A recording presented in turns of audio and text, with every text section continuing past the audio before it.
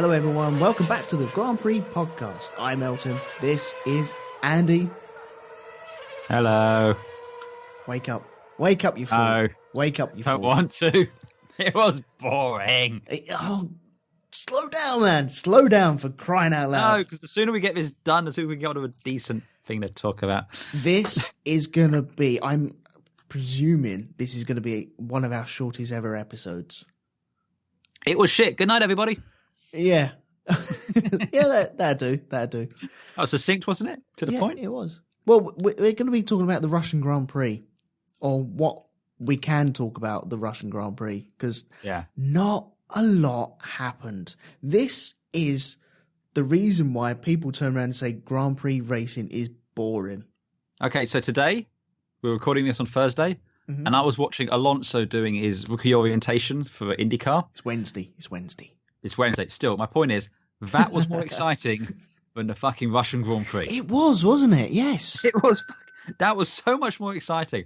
And that was just one car going around Indianapolis.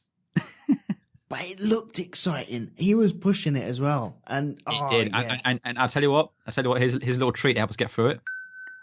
We'll save that for a bit later. We get through the Russian Grand Prix, we can talk about Alonso IndyCar. Okay. Yep. That's our reward for getting through this race. Yeah. Okay.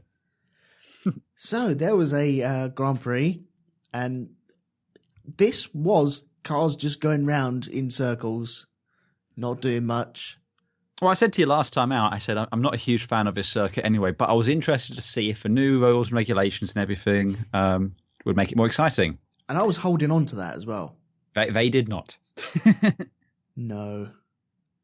It's such a dull circuit. It really is. It really is. It's strange. I mean, I'm going to say something which you're not going to agree with me here because I know you're a fan of the last race there, but it reminds me of Valencia.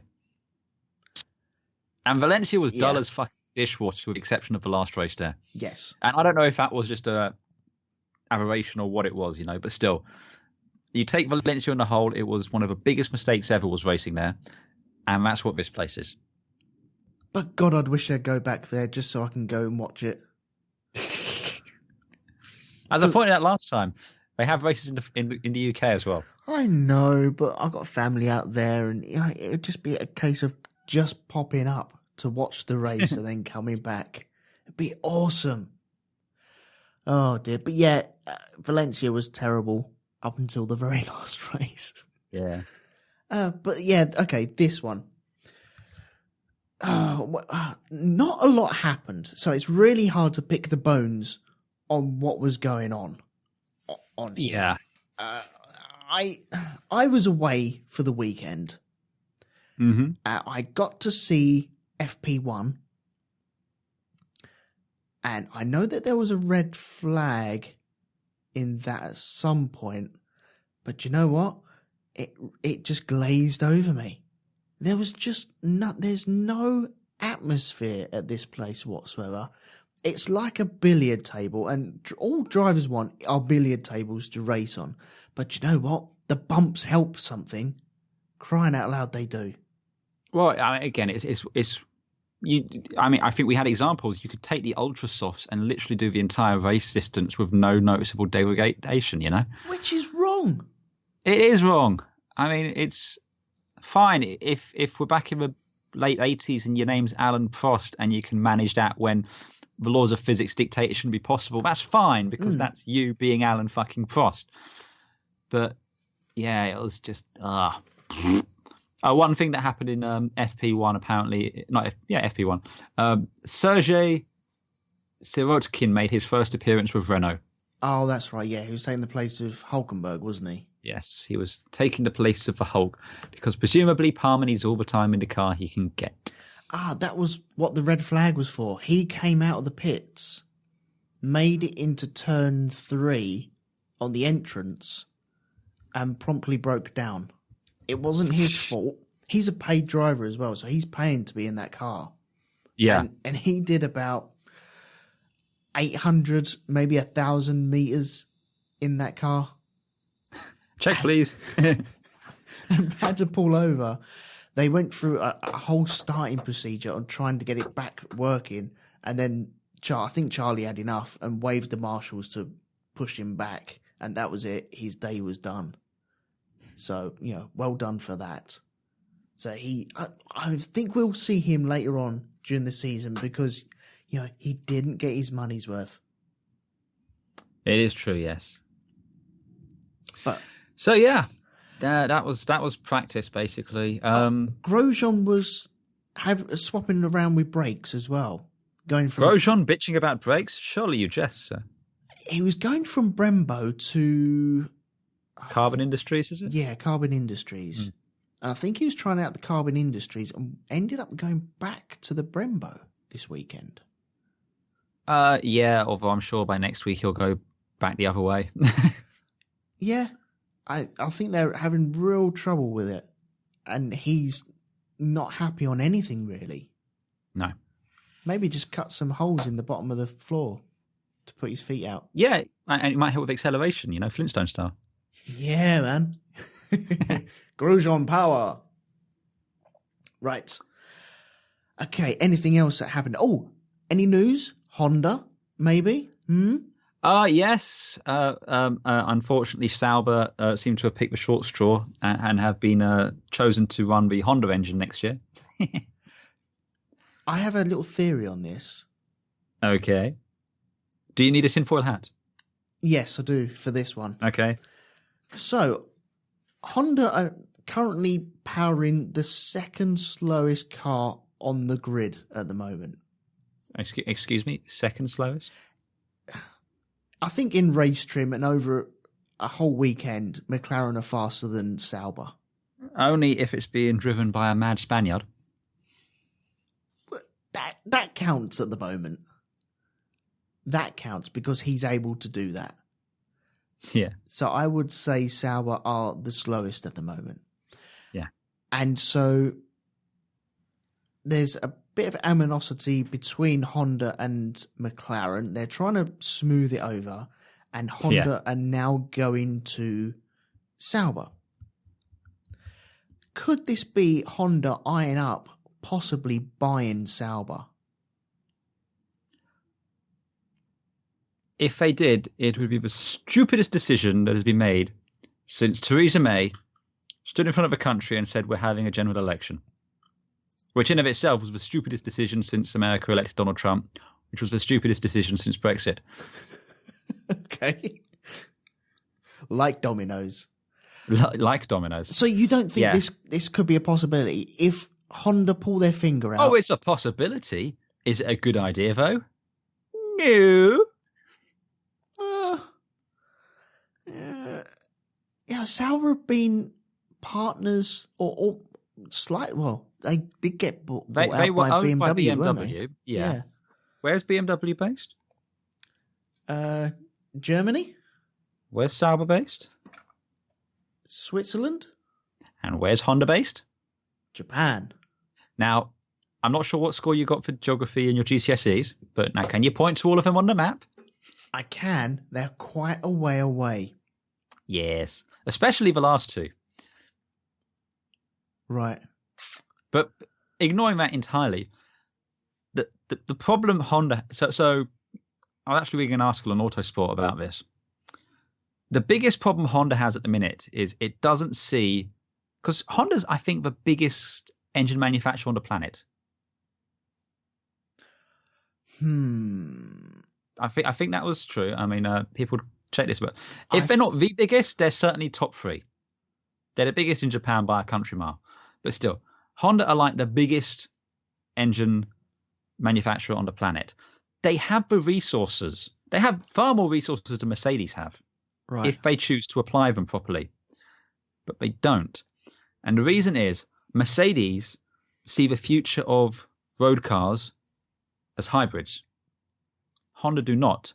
Honda see the future of road cars in hydrogen fuel cells.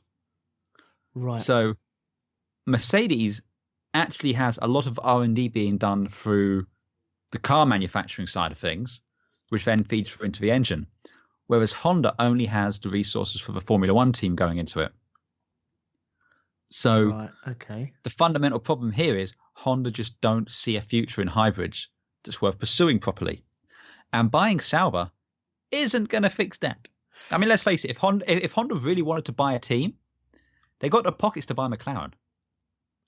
They do.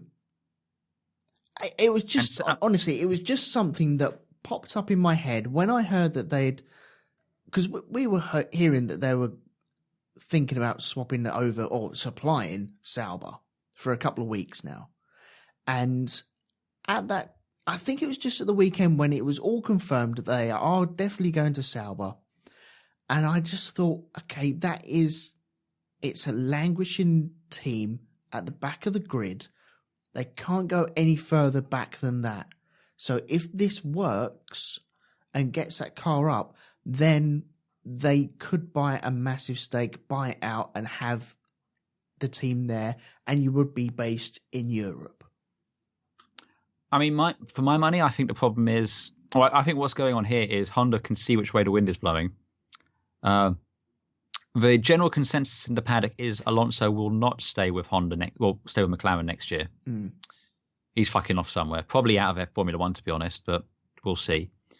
And McLaren are running back to Mercedes. That is currently the prevailing feelings within the paddock. Yeah. Now, Honda have invested quite a bit to come back into Formula One. And I don't think they want to be in a situation where their team has pulled out from under their feet. So it's hedging your bets. If McLaren stay, great, we've got two teams. If they don't, we've got Sauber. And yeah, we can develop our car engine. But yeah, this entire thing has kind of struck as it's weird, isn't it? It's just been poorly executed. Yeah. Going off the McLaren thing, going back to Mercedes, right? Mm-hmm. They already supply 4 teams, and I'm pretty sure that is the maximum amount of teams you're allowed to supply. They had 5 last year. Did they? Who did? Okay, right. They had Manor. Oh, that's right. Yeah. They actually have engines sitting doing nothing because they developed enough engines this year. I mean, you could see McLaren potentially. They can't because of the chassis issues. But that aside, if it wasn't for the chassis issues and mounting the engine, McLaren could move to Mercedes and there would be engines available for them. Yeah, okay. But I can't imagine the powers that be allowing Mercedes to power 50% of the grid. We're doing it last year, mate. Stop saying words that are making me look stupid. Okay. I will try. Okay. Let's just go on this little thought that I'm thinking about at the moment. Okay. Who would lose out? If they had to remove one of the teams for McLaren for next season, who would lose out? Who would lose out? You mean who do I think? Who'd end up losing the Mercedes engines? Because we got so if you're saying if Mercedes have to choose between McLaren and one of their existing teams, is what you're saying? Yeah. Because we've got Mercedes, we've got Williams, we've got Force India. Yeah. And I'm trying to think of the other one now. It's popped out of my head. Damn, who is it? Force India, Williams, Mercedes. Is that all they're powering? Yeah, because it is, isn't it? Yeah. Oh, well, ignore me then. Well, yeah, they got the room to do that. Because last year they also had Manor as well. That's right. Mm-hmm. Okay, ignore me. Renault provide Renault, Red Bull and Toro Rosso this year. Yep. Ferrari provide themselves, Haas, and the Sauber has last year's engine. Yep. So yeah, no, there's okay. And then McLaren are there, bumfuck nowhere with their Honda. Yeah, there is room then. Yes. Okay, well then ignore me. God, what a waste of 5 minutes. Yay! Right, we've avoided having to talk about the Russian Grand Prix, though, and that is a win in my book. Wait, it's 5 minutes extra onto the running time. That's the way I see it. Yes. Okay, fair enough. Well, should we get on to the Russian Grand Prix? Do we have to? Well, you kind of have to, yeah. Yeah, I suppose so. Right, I'm going to quickly run through qualifying. Yeah, okay. Because it was very slim pickings from the qualifying that we had. It was, yes. We had, going into the qualifying, Carlos Sainz was given a 3-place grid penalty for causing an avoidable accident. With Lance Stroll, I believe? Yeah, in the last race. Yes. Going into Q1, Palmer in the wall. Palmer hit the wall.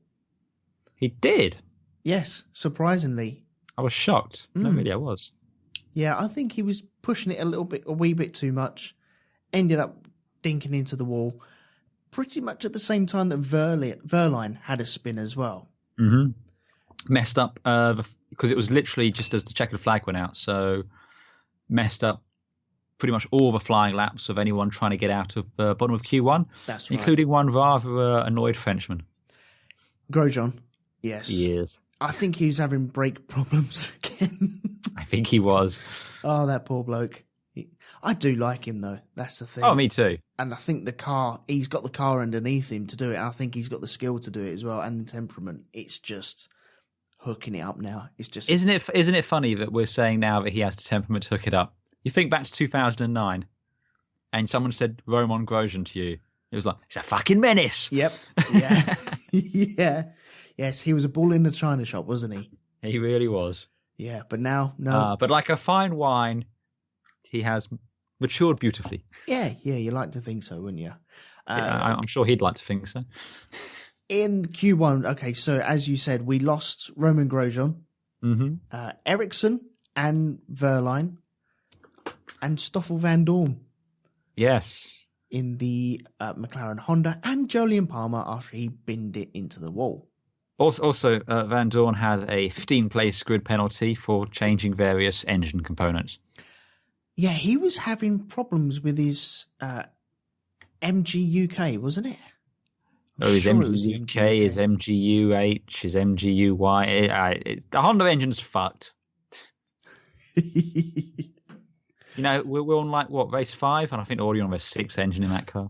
We're on race 4, and he has had 5 MG UKs. How does that work out? Yeah. So, it would be... I'd like to keep a tally on how many grid position places he gets from the rest of the season. You know what the worst thing of this is? Go on. When Button comes in for Monaco, because they assign the engine penalties to the car, not the driver. Yeah. Which means, undoubtedly by that point, Alonso's car will have gone through its thing and it'll probably need no engine, which means he's going to get slapped with probably 50 grid penalty points. No, he's going to have to start from the back of the grid at Monaco. Oh, yeah, straight away. Without even turning a wheel. Exactly. He'll be better off starting in Russia and racing to Monaco. No, he really wouldn't. No one should ever come here again. No, that's ever. True. Yeah. He'd probably break down around the first corner anyway. So it's true. If he makes it to the grid. Yeah. Q2. Pretty dull again. Yeah. Ferrari they did go out twice, but they were conserving tyres. Yeah. They put 2 banker laps in, and they were quite happy with that. But they did send them out for a run, and just to scrub up some other tyres, which didn't really make any difference. And that was it. And that was it. Yeah, yep. So in Q2, we lost Fernando Alonso, lost Kevin Who actually Magnussen. said it. Alonso said the car was the best balanced car he'd ever driven. Which is saying something, I think. It was going, it was actually quite complimentary. Everything is perfect. The car balance is great. I'm driving fantastically. And the best we can do is 15th. Yeah, it's the power coming out of the corners and down the straights, isn't it? Yep. He's got the balance in the corner. GP2 engine. He can hit the apexes. He can put it where he wants, and he can put it at the speed he wants in them corners. Yep. It really comes down to horsepower and the lack of being able to put it down onto the ground as well. Mm-hmm. So, yeah, it's really disappointing. But, yeah, he was in 15th. Kevin Magnussen dropped out in 14th. Daniel Kvyat was 13th. Lance Stroll, which I thought he was doing quite well, ended up 12th. Carlos Sainz was 11th in the other Toro Rosso. So we lost both Toro Rossos, one Williams, a Haas, or the other Haas, and the McLaren. Yep. On to Q3. Now, this was slightly interesting because Mercedes, they looked like they were worried a little bit. Lewis hadn't been able to really hook it up all weekend at that point. Mm-hmm. And they were down the end of the pit lane. Wanting to get out. Yeah, before the green light had gone out. Yeah. And which you usually only do when you think it's going to rain. Yeah, it's very strange. Really strange. But there was talk about them having to put 4 laps in to do a qualifying run. As in an out, a warm-up, a hot lap, and then an in-lap. Whereas Ferrari could do the out, hot lap, in-lap. Yeah. And is that to do with getting heat into the tyres? Or it's all about the tyres, isn't it? Yeah, it's all down to the tyres, and it's just for whatever reason the Mercedes is just not working them right. It must be a combination of this circuit and the tyres, heat as well, and maybe just having a proper Dodge pop set up on the car. Yeah, I just don't think they're. I mean, certainly this circuit didn't help. I just don't think they're certainly not working that. The problem is they can't get the heat into the tyres, but when they do get the heat in there too, they're not conserving them as well as the Ferrari are. So, they've kind of got that. The operating window for the Mercedes is a lot smaller, it would seem, than the Ferrari. Yeah, definitely. But we did have some interest at the start of Q3. Yes, that was Lewis and Hülkenberg. Yes, because apparently Hülkenberg was like, no, I'm going to go first. No, I'm going to go first. No, I'm going to go first. And they just fucked each other over. Yeah, that was entertaining to watch, but, yeah. Well, it was more entertaining than anything. I think it was there was more passes in that than certainly in the race itself. Oh, yeah. Because Hülkenberg did throw one down the inside of Hamilton, didn't he? Yeah. I mean, he fucked his own lap up, but still, it was funny. But, at least we got to see someone throw one down the inside. Yes. And then they all had to back out. So Hülkenberg threw it down the inside and then dropped back to be behind Bottas even further so he can put a quick lap in. Mm-hmm. Which begs the question as to why not just really back off, let both Mercedes go, and then put your time in? Because shut up, that's why. Okay, fair play. Well played, sir. Well played. Thank you. Thank well you. Played. Incidentally, I quite like Rule 3. Oh, you like Rule 3, yeah? I can't remember what Rule 2 was, but yeah, I like Rule 3. I was just hedging my bets. I'm sure there is a Rule 2. There is a Rule 2, I just can't remember what it was. But yeah, Rule 3, no, I like that. And if people are wondering what we're talking about, pop along to the Black No. If people don't know what you're talking about, Rule 3. Oh, yeah. Okay, fair play. Yeah, that works. That works, doesn't it? Yeah, okay. Yeah. Okay, so let's go through the top 10. Esteban Ocon was 10th. Uh-huh. Sergio Perez was 9th. Mm-hmm. Nico Hülkenberg in the Renault was 8th. Max Verstappen. Wait. Hülkenberg was 8th? Yeah, Palmer was 16th. Yeah. Oh, Order has been restored once again to the universe. That's not good, is it? It's really not good. Max Verstappen was 7th. Mm-hmm. Felipe Massa was 6th. Daniel Ricciardo in the second Red Bull was 5th. Lewis Hamilton, 4th. Yeah, he couldn't hook it up, could he? No, couldn't do it at all. Valtteri Bottas, third. Mm-hmm. Kimi Räikkönen, second. And Sebastian Vettel in pole position. You can't see, but I'm shaking my fist at you right now. Wait, that comes later. That comes later. That comes later. So this was the end, an 18 race run of pole positions for Mercedes. That is now gone. The last time there was a Ferrari front row lockout was 2008. That's crazy. Let me put that into context. That's the year Hamilton won the championship. That's when Massa almost won the championship. Yep. That is crazy. Yeah. That was the last time Ferrari had a world champion sitting in their seats. 9 fucking years ago. Yeah. Wow. Okay. So let's get on to the race. Don't you feel old now, eh? Yeah, I always feel old, yes. Especially that it was my birthday yesterday and now feeling really, really fucking old. So, okay, race. It was fucking dull. It was... The excitement was the first corner, dull. and then that was it. Yeah, okay. And I'd say the last 10 laps at the front of the race. No, it wasn't exciting. It was just the potential for it to be exciting. It was the anticipation. Yeah. All that build up, and it didn't give you a release. And that's just fucking bad form. Yeah, that's just rude. Okay, so should we talk about turn 2? Yeah, let's talk about turn 2. Well, okay, let's talk about them getting off the grid first. Okay, yes. Because that's the lead up. That was kind of interesting because, again, we had Bottas had a fantastic start. Whoa. Why did he have a fantastic start? Oh, I see. I missed a chance. I nearly missed it. Thank you for reminding me. Guess who didn't make it to the grid? You want to guess, boys and girls? I'm stroking my chin at the moment. I can't think who it could be.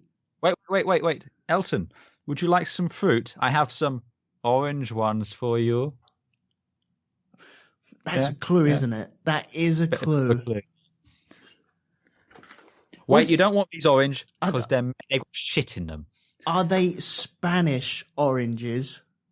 Yes, this is a Spanish orange with a shit engine in the back.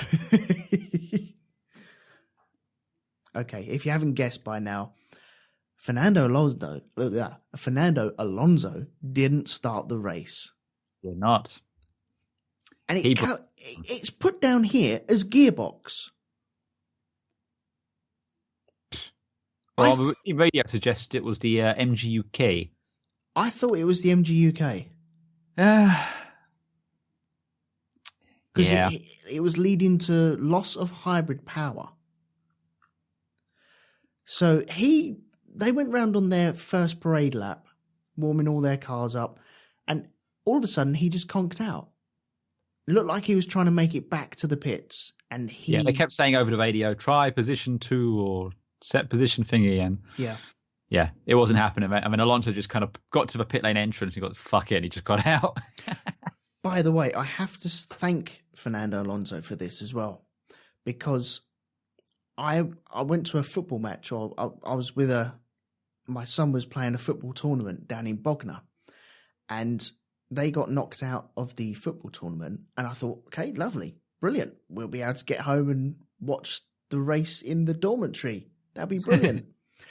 And so we had to hang around for the other team to get knocked out, which they duly did.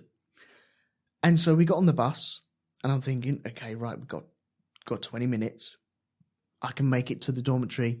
I can get there. As soon as I get in there, I'll be able to put the TV on, and I should be there in time.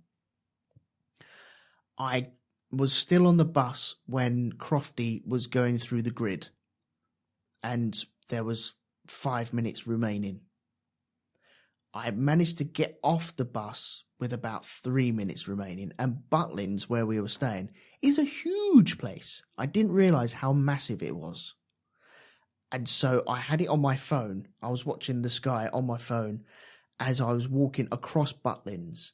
And I was praying something would happen to stop.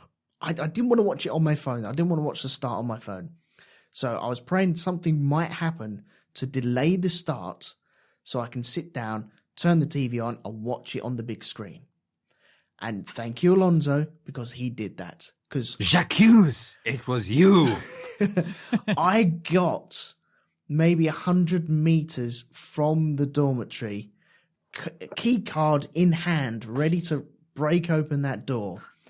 And he broke down and I was going, yes, brilliant. Another formation lap. Brilliant. So everyone listening to this, if you didn't want that formation lap, I'm really sorry. That was mine. I needed that. That was for me. No, you really didn't. The race was, I mean, okay, granted, if you'd have missed the opening, you'd have missed the only excitement in the entire race. But there yeah. you go.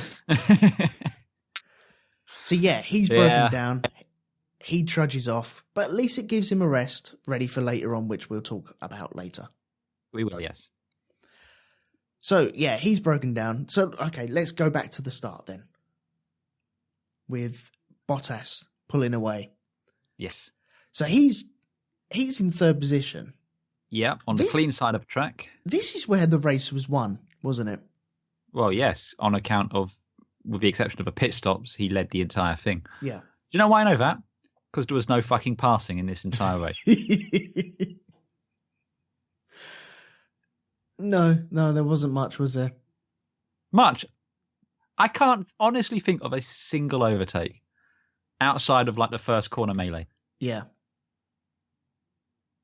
Yeah, that's true, yeah. Wow. There was nothing, wasn't it? Right, okay, let's get on to the start, because otherwise we'd just be glazing our eyes over a Grand Prix that didn't have any action in it. Okay, I'm sorry. We'll get to that.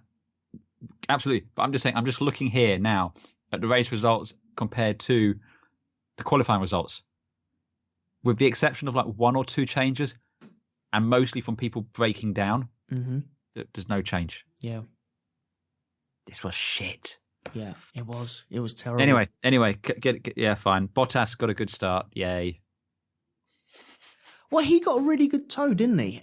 It looked initially as if Vettel got a really good start as well. But Bottas just got it hooked. It just bit into that really boring asphalt that they have there. Yeah, he got a really good one, and he was just like up the middle of Ferraris, and pew, he was gone. Yeah, he'd passed both Ferraris before turn one. Yep, because it's the longest drag down to the first corner, I think, isn't it? Or certainly one of the longest. It is one of the longest, yeah. Yeah. And so, but yeah, he got out there. Vettel slotted in behind him. You had Daniel Ricciardo kind of looking like he was going to give Hamilton and Alonso and Raikkonen a bit of trouble, but he didn't. No, he didn't. Raikkonen gave Hamilton a bit of not a tap, but like a dummy almost, and slotted into third. So Hamilton was down to fourth. And then usual shenanigans towards the middle of the thing. And then all of a sudden, safety car. Yep. Yeah. Who was involved in this then? Why, it's another one of my all-time favourite subject matter. It would be Jolyon Palmer. Right. And Romain Grosjean. Wipe that smile off your face, mate. How did you know? How did you know I was smiling? I can just hear it. I can actually see it from my house now. Yeah. It's the small things that get me through the day, and this was one of the small things. Yeah. Okay, so... Okay, I'm just trying to remember how it actually went down. So Grosjean went to dive up the inside of Q1? Well, it's Q2, isn't it? T2. Sorry, yeah. Yeah, T2. Okay, yeah, so Grosjean goes to dive down the inside of Q2, of T2, sorry, and gives Palmer a little tap. It knocks Palmer out wide, who then... car decides to just spear the side of Grosjean's car, sending him flying and Grosjean flying into the barrier. And that was it. Yeah. Who's to blame for this? Well, obviously, there's a certain amount of bias on my part when I say it's always down to Palmer. But in this instance, yeah, I think it was. Well, it was racing incident because first lap and all that sort of stuff. But Grosjean's going for a gap. I mean, Palmer says, "Oh well, there was no." Palmer's halfway into the middle of a fucking circuit at this point. Mm-hmm. There's a car's width there for Grosjean to go down, so he's done that. But then Palmer turns in and just clips him, and the way he clips him, it just kind of spins. It kind of just flings his car out, and I assume Palmer just let go of the steering wheel because then he went straight into the side of Grosjean, and torpedoed them both into the wall. For defence of Palmer, he did have another car. I think it was Ericsson on the outside of him. But as I recall, it was wide enough out that even after he was flicked out, he didn't hit Ericsson. No, that's true. So, shut up, that's why. Yeah, okay. But I'm really grasping at straws to defend him for this. I don't see why you feel you need to. Well, it was just a racing incident. It's just lots of cars going into one corner and everyone wants to be first. Yes. And all I'm saying is the man who was the third pick for the Renault seat and was out-qualified by his teammate by 8 paces was involved in a first lap incident. That's all I'm saying. We promised ourselves we'd go easy on him until halfway through the season. No. You promised I you'd promised, go easy on him. Okay. Okay, in his defence, there was a car on the outside. Grosjean did go for a gap. He did touch wheels. In defence, Grosjean was using brakes, and we know he hates his brakes, so yeah. Yeah, this is true. Maybe he didn't like the brakes, yeah. Maybe so. Okay, so then we've got 3 retirements. We should point out that there was no further action taken about that. No, that was all right. It did go up to Charlie, didn't it? It went up to Charlie to be investigated after the race, and they just said no further action. So, yeah. There was other cars off the road at this point as well. A couple rounds wide. I can't remember who for the love of me, though. But, someone got a 5-second penalty for it. Magnussen and... Yes, because during the safety car, they both dived in for tyre stops opportunistically. Van Dorn, how was it? Van Dorn. I don't know. How do you say his name anyway? Van Dorn. Van Dorn and Magnussen went in for tyres to try and do the entire race on a single set of ultras. Because you can do that here. Yeah. But they ran wide at, was it turn 7? The one they were policing? Oh, was it? Okay. All right. Okay. It was whichever one where they do the track limits thing. They have a cone. You had to go on around the inside of that cone to rejoin the circuit. Otherwise, you got a penalty, and they didn't. So they both got 5-second time penalty. I see. Yes, which upset Magnus an awful lot because he was running in the points, I believe, at the time when he got that penalty. And That's he was right. Because he was asking his team to ask Charlie to have another look, wasn't he? Yes.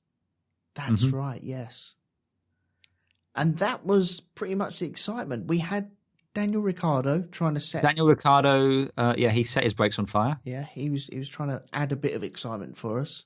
Which is a shame, but yeah, he got as far as 5 laps in, and then that was that. Can I say, that biscuit tin that they had on that brake unit, that looked hot. Because he came into the pits, he had problems with the brakes, he came in really gingerly, and they did, as they normally do when you have a car come in, they take all the tyres off, they put new tyres back on. And they took this off to have a look, find out what they could do, if they could do anything. It looks like the inside of the rim was rubbing on that brake drum. Yeah, it was, like you said, it looked particularly secondhand. Yeah. But it looked so bloody hot. Now, at one point we saw Lewis having his tyres changed, and there was literally flames leaping out of the duct. Yeah, that's right. That is right, yeah. Was it the magnesium off the alloys? Do they have magnesium on it? I thought they banned magnesium. Oh, yeah, because it's flammable. I don't know. Whatever they made the alloys out of. Yeah. So, yeah, that was pretty much the excitement. Bottas went into the pits. Ferrari held Vettel out for quite some time. Mm-hmm. This gave Ferrari the lead. And I was wondering as to whether this was a wise decision or not. In the end, I think it was quite good. They saved a lap or two on their tyres during qualifying. So they had a couple of laps to spare on the Mercedes anyway. Yeah. Then bringing him in later, because it was just always going to be a one-stop race. They brought him in later so his tyres would be fresher towards the end of the race. Yeah. Which also worked to a point. The problem is, I felt either we needed 5 laps more to get some sort of result out of this, because he got within 1 second of Bottas, because it was up to, the gap was quite heavy, maybe 7 seconds at some points. Yeah, he got within DRS range, but by the time he got in DRS range, Bottas had DRS from, I think, Massa. Yeah. Yeah, it was so tight watching the distance between Bottas and Vettel up front, and every lap he's so close. There was hundredths of a second in between this DRS zone, and sometimes he would get it, and sometimes he wouldn't get it. And that I found that interesting. That really worked for me. But that was cool. But if we'd had that for more of a race, that would have been good. But yeah, by the time we got to it, it was already a foregone conclusion. Like, even if you can catch the guy, you've then got to pass the guy. Yeah. Yeah, that's right. But I just felt that there would have been a dive if it was the right distance, the right time, maybe into turn 2, then there may have been a Vettel diving down the inside of Bottas. But it was interesting to see whether Bottas could cope with it. He did slide off the track at one point as well. He had a bit of a nasty lock-up, didn't he? Yeah, turn 13, I think it was. He ended up going a little bit wide off the track. But while this was happening, Hamilton was nowhere. Yeah, Hamilton was nowhere. Frankly, Raikkonen was nowhere. Verstappen was nowhere. Yeah, no, who cares? Seriously. It's like, congratulations to Bottas, your first win. That's always going to be something special. And yeah, the bit with Vettel kind of hunting him down, giving us this false glimmer of hope we might get a decent race. Yeah. But it wasn't. Everyone who says, oh, it got interesting at the end. No, it didn't. It had the potential to get interesting at the end, but it didn't. It got more interesting than the middle of the race. I think that's what everyone gets confused with. No, again, it was teasing you, it was working you up, but it didn't give you a release. That's just bad form. Yeah. That's not cricket, is it? It's really not cricket. No. So, we had Bottas win in the race. Oh, wait, there was one more interesting bit, and it's not even an interesting bit, it was just a thing. Vettel threw his toys out of a pram because he felt Massa held him up in traffic. I didn't think he threw them out that much, actually.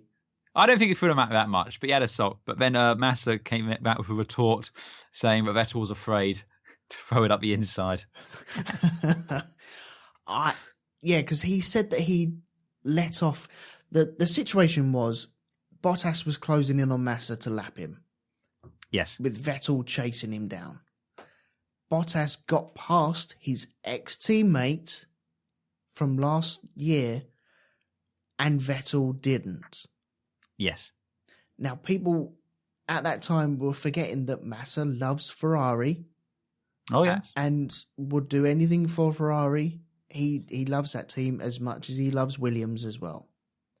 And maybe he's helping his old teammate out. Possibly. But I just feel it's just racing. That's the blue flag situation. Yep. I don't think he left any room on the inside of turn 3, but I don't think he was really entitled to leave any room. Yeah. That is up to Vettel to position himself to come out of turn 3 into turn 4, take it there, and he didn't. Yeah, no, I'd agree with that. So I think the moan from Vettel is justified because you're in that situation and it's something that just pisses you off. Yeah, I think it's just shit happens. Yeah. I'll have a little grumble. That's it. It's out of my system. Yeah. I've forgotten about it. I mean, don't get me wrong. Compared to some of the Magnus opuses we've had in previous years, it's hardly worth a mention. Oh, yes. Absolutely. But yeah, it was a talking point because there was nothing else to talk about. Oh, there really wasn't. See, this is the problem when Alonso doesn't even start the race. We don't even have his radio messages to entertain us. No. He didn't even break down near a camera or anything that could entertain us. What a shame. Yeah. So, bollocks. Yeah. So anyway, Bottas wins his very first Grand Prix. Congratulations to him for Mercedes. Vettel was second in the Ferrari. Kimi Räikkönen was a very quiet third. Lewis Hamilton was an even quieter fourth. It was. Very subdued. Max Verstappen was an even quieter fifth. He was a full minute behind Bottas. He couldn't go forward. He couldn't go backwards. And he had 26 seconds on Sergio Perez in sixth, who then had 10 seconds on Esteban Ocon in seventh. Hulkenberg got a couple of points in eighth. Massa finished ninth. He had a pit stop, a puncture as well, didn't he? He was running sixth at one point. Yes, he had a slow puncture at one point and had to do a pit stop, and that was just like, oh well, never mind. Yeah, a couple extra points lost to the Forced Indias there. And rounding up the top 10, Carlos Sainz in 10th. Yep. And that's it. There's the race. Right. Was this Lance Stroll's first checkered flag? Yes, it was, yes. There you go. In 11th. So just outside the points. Yeah, at least he's got to the checkered flag. I think it was the first time. Was it the first time we've seen a McLaren get to a checkered flag as well? Yes, it was. Wow. It's a day of firsts. Wow, in 14th. Just in front of the Saubers, which we said were the slowest car on the grid. You said. I said yes. I still stand on that. Okay. Okay, so standings, the championship standings. We have Sebastian Vettel increasing his lead over Lewis Hamilton. Valtteri Bottas moving up. Oh no, he was still in third. Everyone's in the same positions. Oh, okay. Valtteri Bottas is in third, Kimi Räikkönen in fourth, and Max Verstappen in fifth. In the constructors, we have Mercedes overtaking Ferrari with 136 points. Ferrari go down one with 135 points. Red Bull have 57 points, Force India have 31 points, and Williams have 18 points. Yep. Now comes the fun bit. Grumble, grumble, grumble. It was the predictions that we went for. It was. Now, do you remember who you had for pole position? No, but I remember who you had. Let me remind you. You had Hamilton for pole position. Yeah, that didn't happen. I'm afraid you don't get any points for that. Nil point. I had Vettel for pole position. You bastard, you. So I get a point for that. Well done, Elton. Well done. For the race, do you remember who you had for the race? I might have said Bottas, actually. I was talking up the Finns. I remember that. You had Bottas. Yay! You had Bottas. Well done. Now, going on to me, I've got Bottas scribbled out because I wanted Bottas, but I didn't take it because you had it. So you can do the same. I mean, it ruins the fun, but yeah, you know. Well, yeah, it does ruin the fun. So I went for Vettel instead. So nearest to pin, but you get the point for that. So well done. Yes. Hey. And in the third column, we had the fastest lap of the race. Aha. You went for Hamilton, and I went for Kimi. And Kimi Räikkönen got the fastest lap of the race. Ah, you bastard. So I am pulling away again. Ah, yeah. That was only because I won last year. That was good. That was good for me. Did you just achieve release? I did, yes. There it is. It's happened. 3 days after the race. Yes, well done. It's finally here. Okay, so where do we go next? It's Spain, isn't it? We're off to the Spanish Grand Prix, yes. Back in Europe, thank goodness. Oh, yeah. Okay, so do you have the results from last year's, or do I have to look them up? I do have the results from last year. Oh, okay, go on. So, pole position was Mr. Lewis Hamilton with a 1:22 dead. Fastest lap was, you want to make a guess? Fastest lap of the race? Yes. 1:23.6. No, guess who did it? Oh, sorry. Okay. Fastest lap of the race last year? Kimi Räikkönen? Nope. Max Verstappen? No. Oh, Vettel? No. Hamilton? No. Flipping hell. Rosberg? No.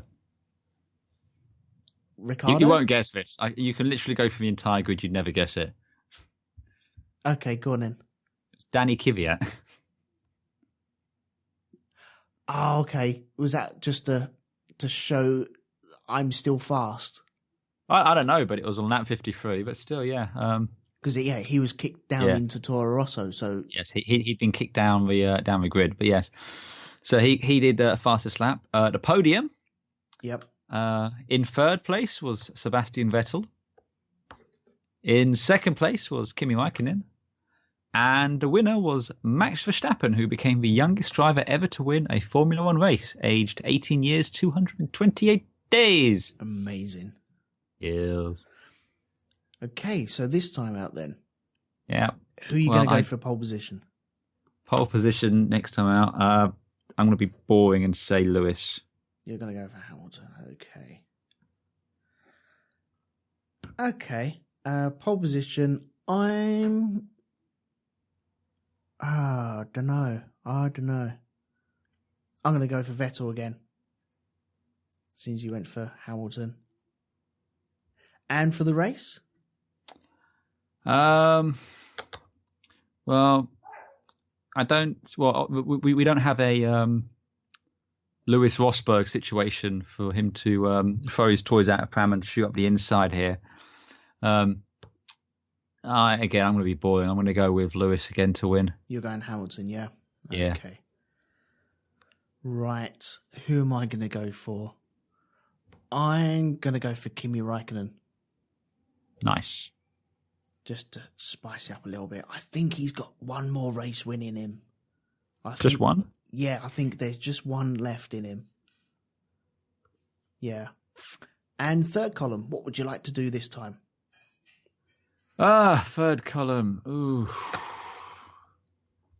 Shall we go with fastest Q2 time?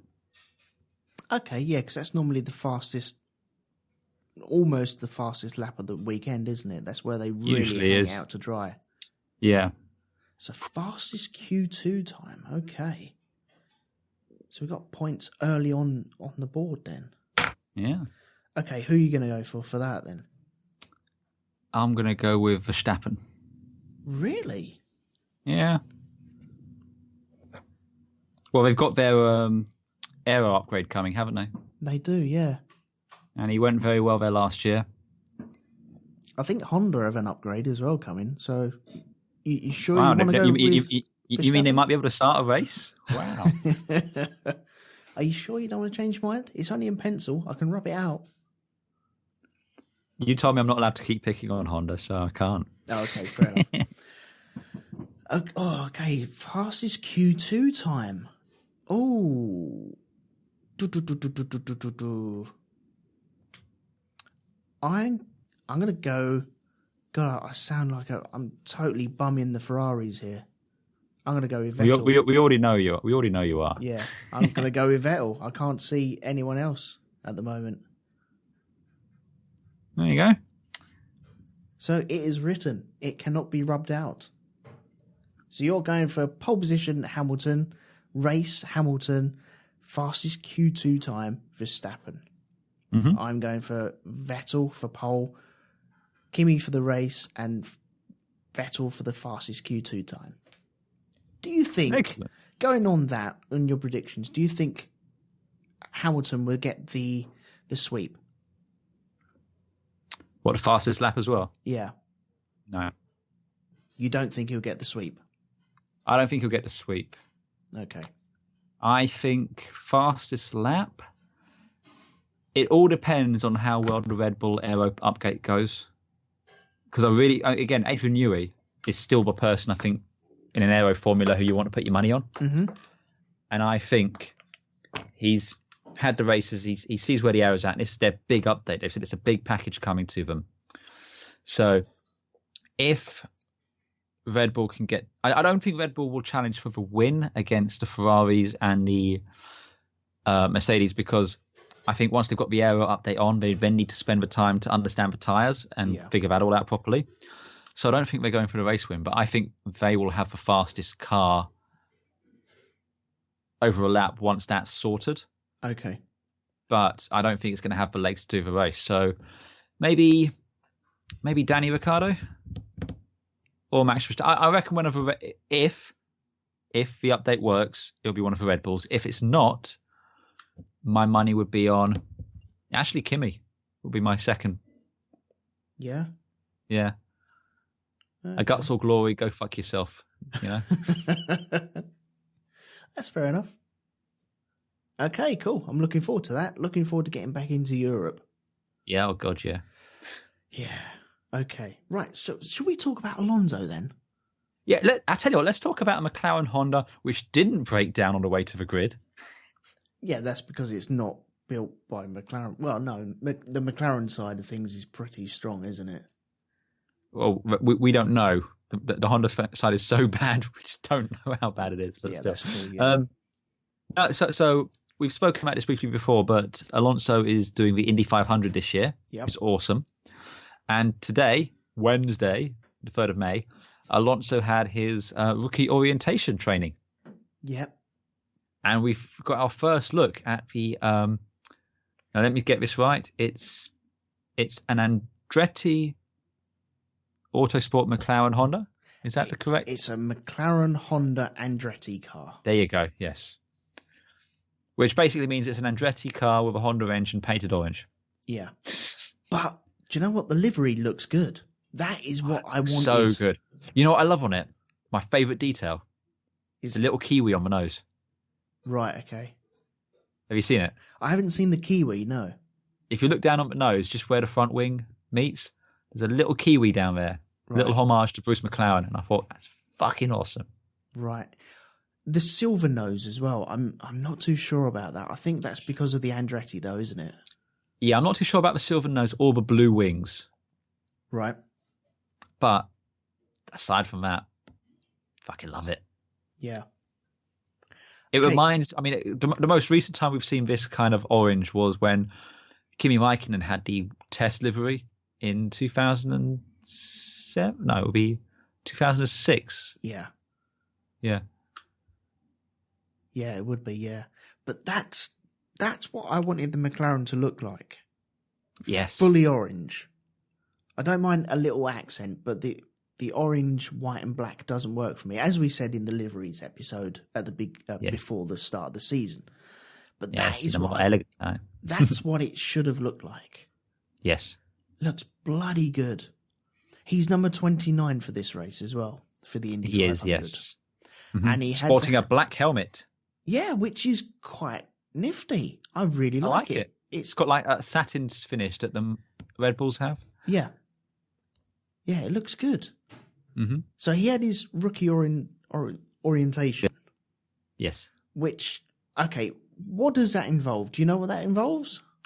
So basically they have to do, there's 3 phases.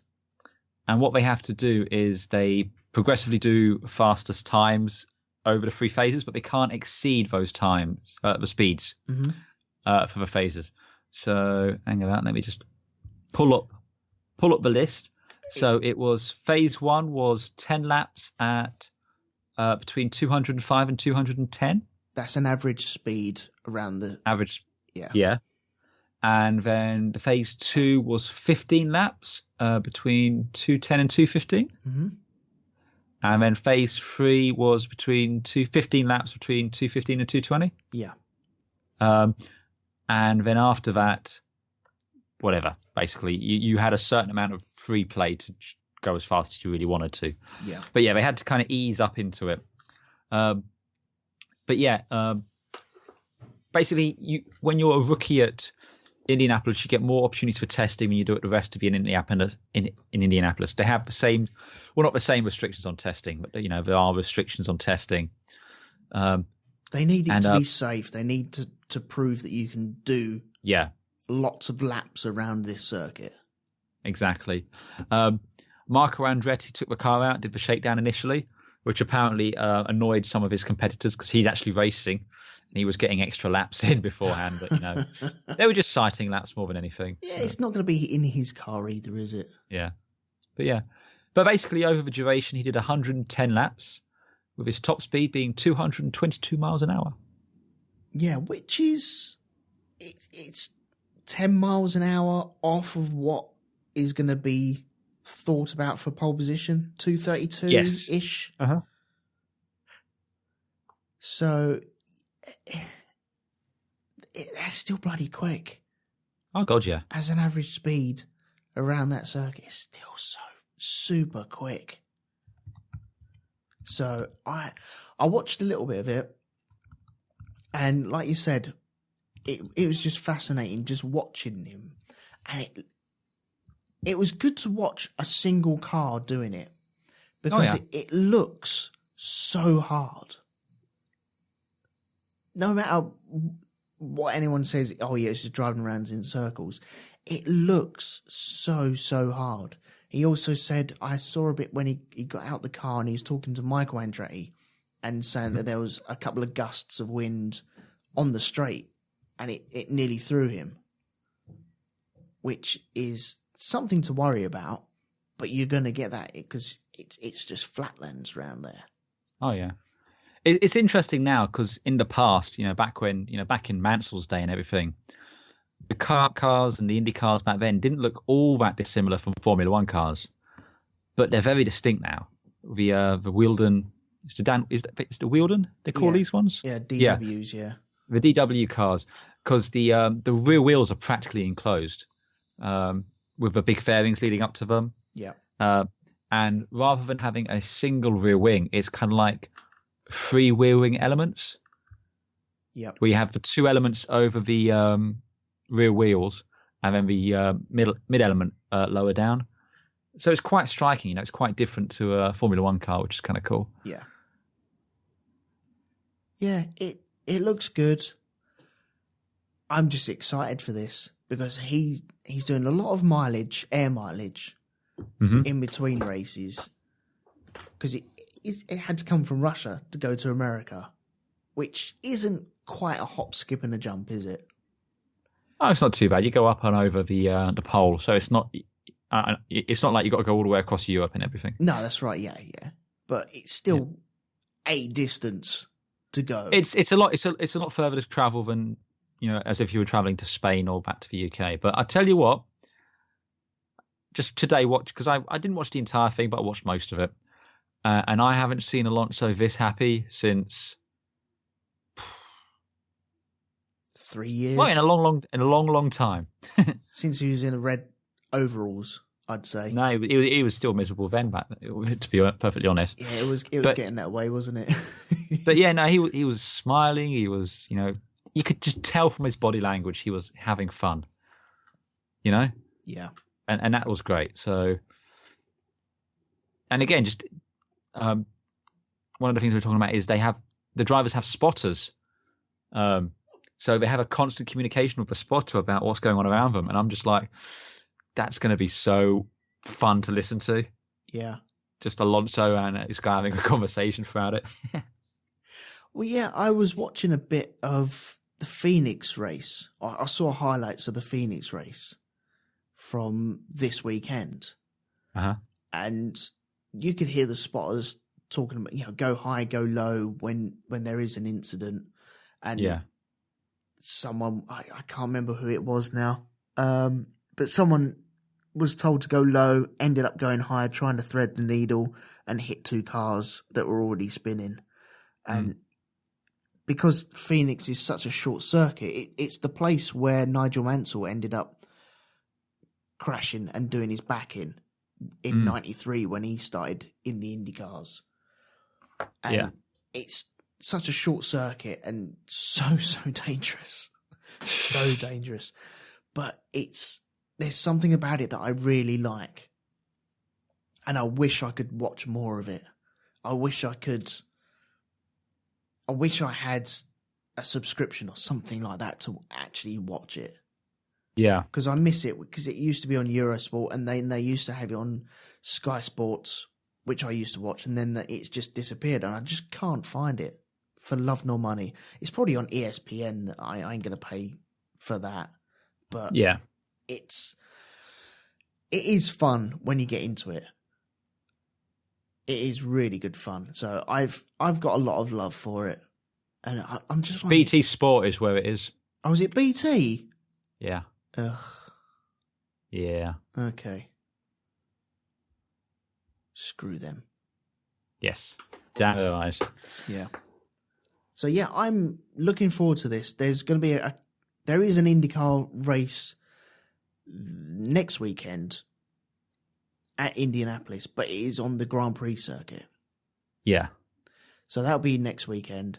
And then there's a few weekends of the qualifying leading up to the 101st running of the Indianapolis 500. So and we're going to be doing a special on the Indy 500, aren't we? We will, yes. We will find some way to watch it. I'm sure we will. Somehow. Yes. There are ways. Yeah. So it's on the same time as the Monaco Grand Prix. So we will do the Monaco Grand Prix, and maybe later that week we will do the Indy 500 as well. Yes. Just because we feel like we have to, and it's a good excuse to get into it. Absolutely. It'll be a nice. Well, my views on the Monaco Grand Prix are well known, so it'll be nice to have something exciting. Unless it's a wet race, in which case that's awesome. I love Monaco when it's wet. Yeah. Okay, cool. Is there anything else to talk about Alonso? Because he's going to be coming back for the Spanish Grand Prix this weekend. No, next weekend, yes. Sorry. Spanish Grand Prix next weekend, and then off again for Indy. Yeah. So, not really. I mean, they actually start their training, the practice for Indy starts on the Monday, the 15th. Right. So he's got a full week after the Spanish Grand Prix of just doing the oval thing. Good stuff. Here's a question for you. So Alonso next year, where do you think he's going to be? I want to say Formula One. I don't know whether it'll be with McLaren or not, though. I still feel that there might be a big seat up for grabs. Well, we know Bottas and Hamilton are up for renewals this year. So's Kimi. The Red Bulls are pretty much locked in, aren't they? If they carry on the way they are at the moment, yeah. Anything drastic. I think it's not unlike... I could see him going back to Ferrari. I honestly could. I honestly can't. Yeah, I could. But I reckon more will happen in the close season, mid-season. We'll have to wait for that. We have to see how well Indianapolis goes. I don't think he'll make the jump over to doing IndyCar. I don't think he would do that. His sole purpose is just to run at Indy 500.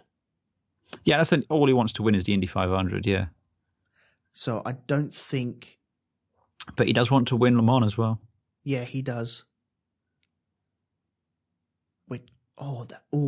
That's a weekend out, isn't it? Not this year, next year. Well, that's the thing, though. I'm just saying, if the only reason I can see he'd stick with McLaren is if they just let him go off and do whatever the fuck he wants. Yeah. Well, I might try and get some tickets for 2018 Le Mans. I'm down with that. Yeah. He might be there. You never know. Oh, it's like I said to you last time out. You know, we want to get him, Button, and whoever in a McLaren LMP1 car. Yeah, that'd be awesome. I'll be up for that. Yes. Yeah, make it just happen. Just as long as there's not a Honda engine in that thing, you'll be fine. Yeah, make it happen. Crying out loud, they can do it. I have faith. Right. Okay. So should we wrap it up here? Yes, I think we've already gone on far too long for the Russian Grand Prix. Yeah. Sorry, guys. There was not a lot to talk about on this one, and it was.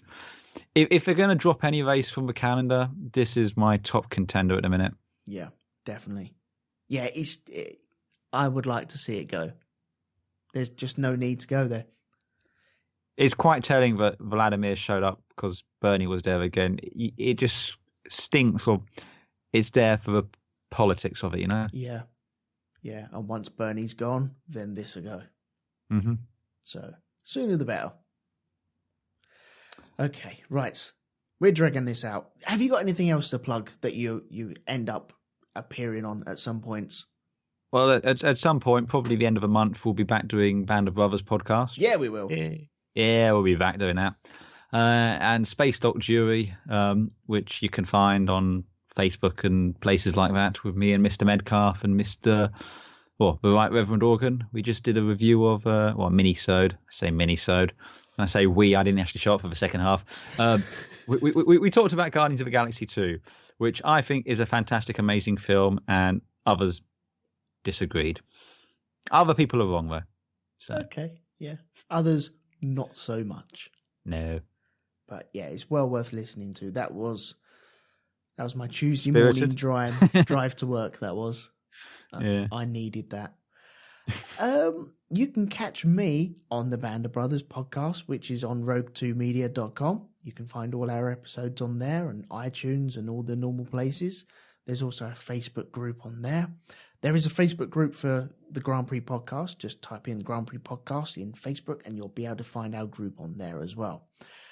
I am also the fourth chair on the Black Dog Podcast, which is a movie. Are you sure the fourth chair? Well, it was moved. I was moved down to the fifth chair for you were 10 minutes. And I was like, hang on, guys. Fourth chair in earshot. Thank you very much. Yeah, I'm the fourth chair on the Black Dog Podcast movie review show. This week, we just covered... Hang on, what did we just cover? Deep Blue Sea. Deep Blue Sea. Yeah, that's a stonker. And we mucks around with webcams this week, which for an audio... Yeah. For an audio podcast is absolutely brilliant, I must say. Well done to us. I'm also running Shonky Lab as well. You can find that at shonkylab.com. So please pop there. Incidentally, I'm shotgunning the aeroplane movie episode whenever you get around to that. It's been shotgunned. It's been shotgunned officially. Okay, fair play. Yes, we will do that. Don't worry. I'll have to get all my magazines of Airplane down from the loft to go through that. Wow, that is a collection and a half. 12 binders full, 12 episodes in each binder. That is it. I just meant the movie Airplane ones you were talking about with after the movie cars. You said you're going to do movie airplanes? Yeah. Yeah. Wow, I wonder what we could do for that. No, that's after this recording. Yes. We'll discuss that. Anyway, so thank you very much, guys, for joining us. Please pop along and visit all our sites and join us for the Spanish Grand Prix, which I guarantee you will be 1,000% better than this race. God, yeah. Well, if it's any worse, it won't take place. No, if it's any worse than this race, then that's it. We're pulling the ripcord and opening that parachute and disappearing off somewhere else. So, yep. So until next time, thank you very much and bye-bye. Ta-ra.